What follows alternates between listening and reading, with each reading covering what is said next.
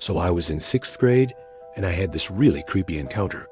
I was at school, obviously, and it was one of those schools that had the old-style lockers with the big doors and the key. Well, I was walking down the hallway, and I saw this girl sitting on the floor in front of her locker crying. And I stopped and I was like, "Hey, are you okay?" And she looked up at me, and she had this really creepy smile on her face, and she said, "Oh, I'm fine."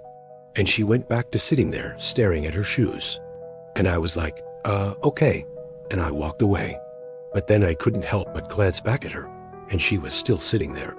So I thought maybe I should say something.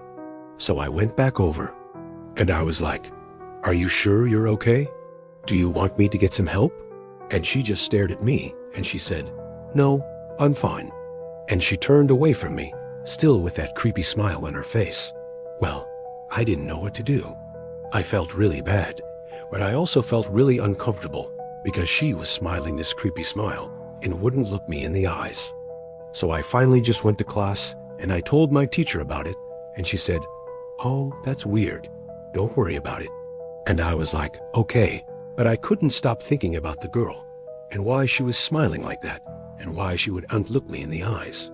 Well, I couldn't focus on my work, and I started daydreaming and writing creepy stories in my notebook.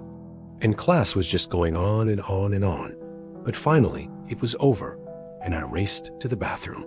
I don't know why I was in such a hurry, but I just kept thinking that I needed to get to the lockers before her. I don't know why. Well, when I got to the bathroom, I looked in the mirror and I was like, whoa, what am I doing? This is stupid. Why am I acting like this?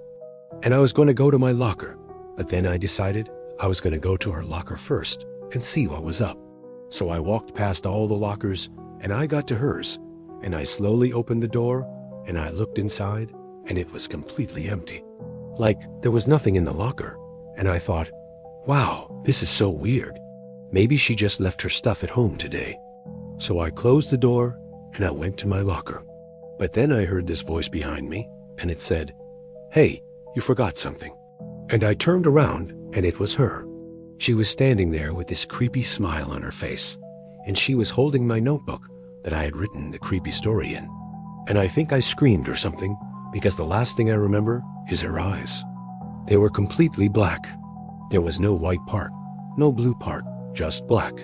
And then everything went black.